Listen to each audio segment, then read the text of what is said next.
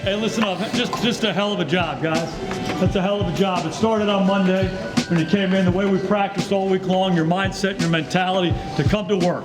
To make it a one-day season. That's what we did all week long. And then we made it a one-game season. Okay, we knew what it was going to be all about. You guys got your mind right, your spirit right, and your body right to play the way we played. Okay, we talked about recapturing the DNA of our team, about team. Team was on display today. You guys know where we are, though. You guys know where we are. We're right back at it. We talked about it all week long. This one's done. Now it's tomorrow. Yes. Tomorrow's a one-day season. Yes. That's a big-time job, guys. Yes, sir. Yes, sir.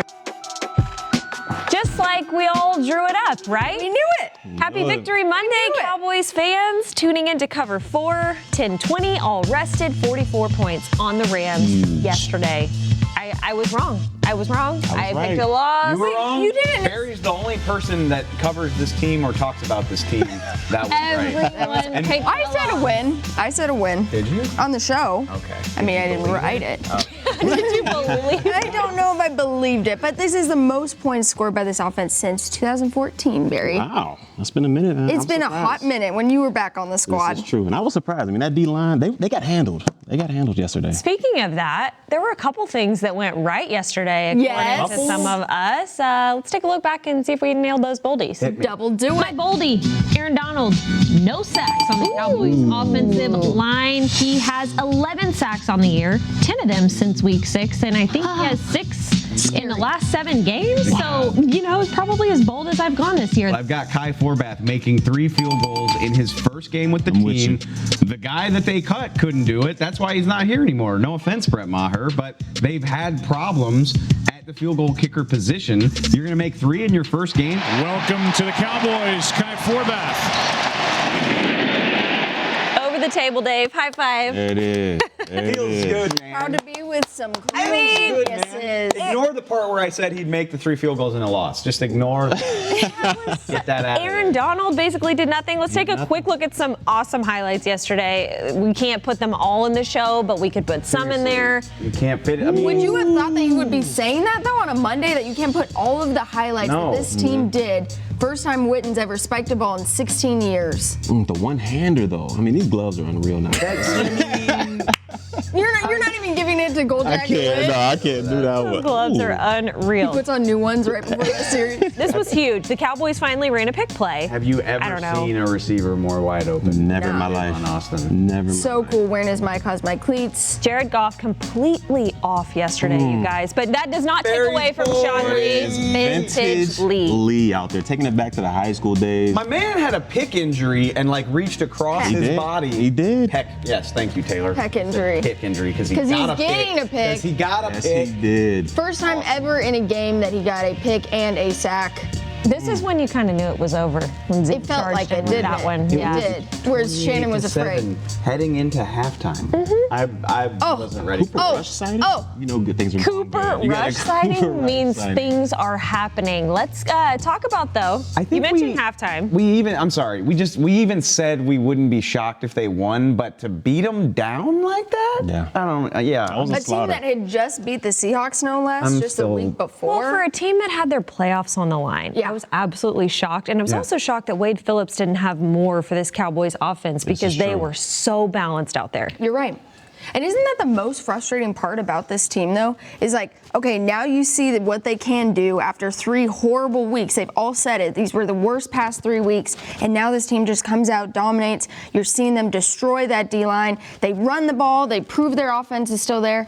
And then this next week is all that matters. That's the thing, that's the thing is like we saw what they're capable of, and now do they carry it forward? So I got a quick question. Are we worried about Amari Cooper getting shut down by all these top cornerbacks? Or are we just thinking, You're it's part of the not if offense? they stick with their run game. Okay. You're not.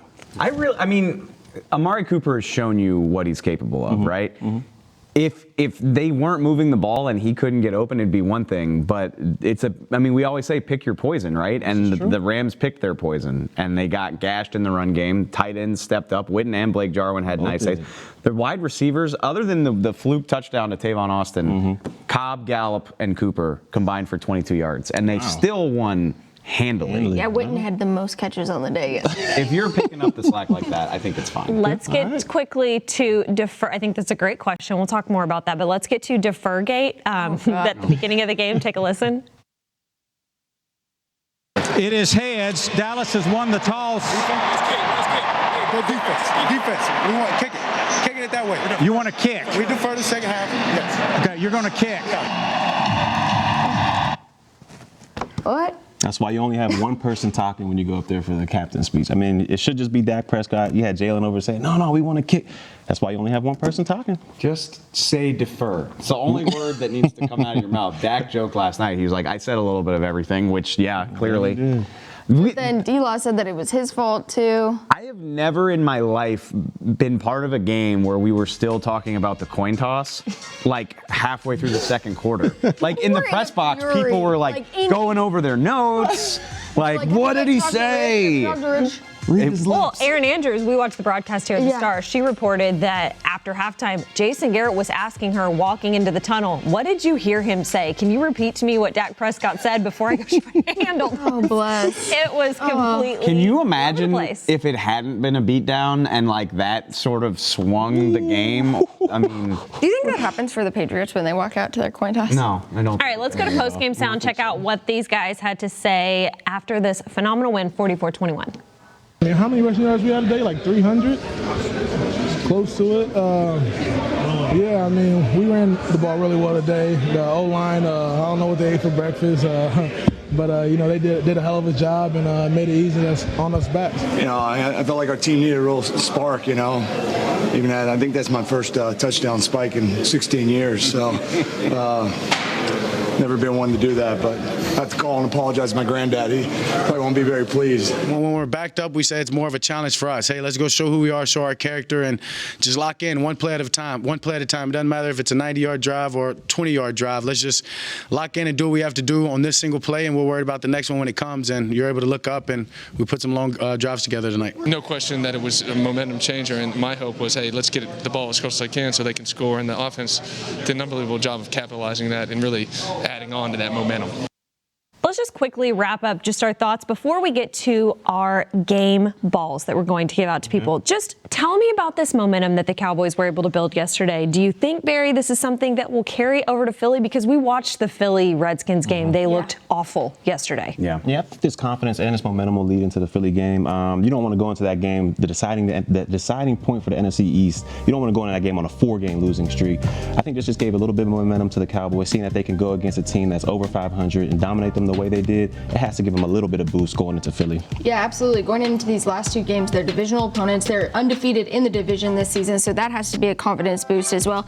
And then a lot of players talked about the speeches and the different talks they had on Saturday night and how it seemed like finally people were locked in. For the first time, these players seemed like, hey, I got your back. They kept talking about that. Okay. So carry that into next week. You have a road game. You can be sitting next to your guys on the plane, talking to them. You need to keep that momentum of just having a complete team. And what I liked is that they stuck with Ezekiel Elliott. Yeah. They did not, I know they were ahead, but say it again. Stay with Zeke and do different things with him. You can bring in my guy Tony Pollard. Say it again. Put them both on the field. 20 personnel. Again. Use screen passes. It's not that They hard. don't screen a lot. So you could be an OC? I mean, I could do a bad job of being an OC, Yeah, you but I would ride Zeke. For sure. He looks like the $90 million back, and he has for the last 4 weeks. They just weren't winning games. Like, he has looked really good Let's since go. the Patriots game. Feeding them. Continue to feed him. I'm sorry, can I be a bummer real quick though? Sure. That's You what I always do. are. It's not momentum yet. You have to build on the win how for can it to you be say that momentum. when they had 10 days between that game to prepare? No, they kick-started it for sure, but it's just one win. They've done this a bunch of times this season. They haven't. Seven. They've won. No, I'm saying, but they've won. They won 3 games in a row to start the season. Then they lost 3 in a row. The only other time that they've had consecutive wins is Philly, New York, back-to-back. Taylor's right.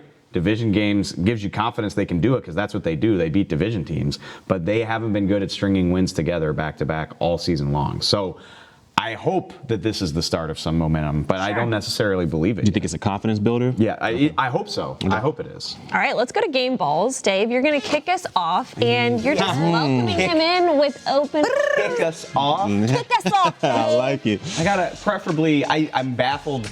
Like Kai Forbath, the goalpost is only like 10 yards wide. The field is 53 yards wide. So he put 3 kicks through the goalpost. I'm impressed. And put 2 kicks out of bounds.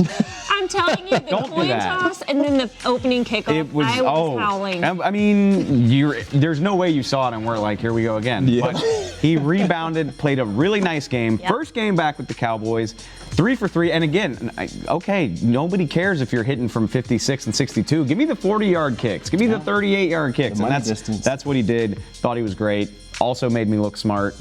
Thanks, Kai. It was Appreciate kind you. of cute. Like in his post-game talks, he kept saying like how that kickoff did make him sick to his stomach and that he didn't want to think about it and he was just too nervous. Like I like to hear when players are honest. Yeah, for sure. Yeah. And you know everybody on that sideline, which again, he redeemed himself, but everybody after that opening kick, they were just like, oh. I no. wish Yeah. we could see the body language. Oh my God.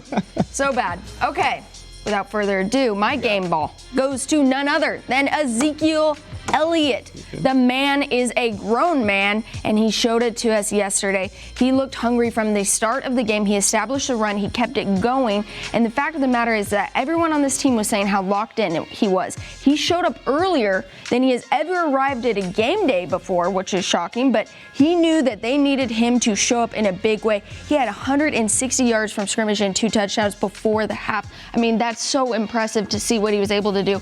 And then he's talked about it. The tandem with him and Tony Pollard only happens when Zeke is establishing the run like this. So it's great to see. I hope it keeps going. I want to believe that it can. I hope that Kellen Moore sees this. You have to go to him. But I loved it. He looked explosive. It's the formula. He just looked angry. What do you call it, Lens? Blue collar yards? Yeah, sure. He did. Lunch pail He did. yards. Lunch pail yards. Yeah, It I is. like it. That's what he I have said. no idea who Barry's game ball is going to go to. Yeah, my guy needs no introduction, but I'm gonna give it to him anyways. The man, the myth, the legend, Vintage Lee, Sean Lee. I mean, he was out there balling yesterday. 5 tackles, 3 of them were solo. He had an interception. Yeah, I mean, he had a sack. He was all over the field. I mean, my guy brought it back to 2010 when he was picking off Peyton Manning out there and taking it to the house. I mean, he showed the burst. He showed his high school days back there. I mean, he was making guys miss, cutting left and right. I mean, he had an unbelievable game. I love From it. possibly not playing to having one of That's the best. It doesn't always seem like that's how it happens. You're like, I don't know if he's gonna play, and then he balls out. Well, and then didn't Luke Gifford and all these linebackers, Yeah, he went and everyone's down like, too. oh no. Justin March had to play a lot. I love that, typically we associate Sean Lee with like 15 and 18 tackle games. He said last night, he was like, the D-line was playing so well, there weren't any tackles for us to He get. played like a safety game right there. Yeah. They had Tackles, pick. 19 missed tackles last week and then One. Just had one. I'll take it. I'm going with Tony Pollard, guys. The Cowboys are undefeated when he gets 12 or more snaps out there, and Tony Pollard was not the first, the second 100-yard rusher on the ground. And what I love about him is that he would break a playoff and they'd show Wade Phillips looking a little bit confused. The Eagles don't know Tony Pollard. They know Ezekiel Elliott. So if they can get this guy in the game, he completely takes the pressure off of Amari Cooper having 1 catch. Those guys on the outside. This is huge for the Cowboys. If they can just stick with this, make it happen, get him out in space. Tony Pollard, game ball. We've been saying this for a month at least. It's not a knock on Zeke Elliott, right? No. You can find room for both of these guys. It's you have to find a way to get 10, 12, 15 snaps for Tony Pollard. He's too talented not to. Highest not to ever yards per carry by a rookie yesterday. He's super they're impressive. such different backs too. That's the thing, is that they do different things. This is true. That's our show for you. Cowboys beat the Rams, charging towards the Eagles, and we're going to talk about it all week long because the season, the playoffs, it's all on the line. Feels so much better this. Let's do it. We'll see you guys back here tomorrow, 9:20, Cover 4.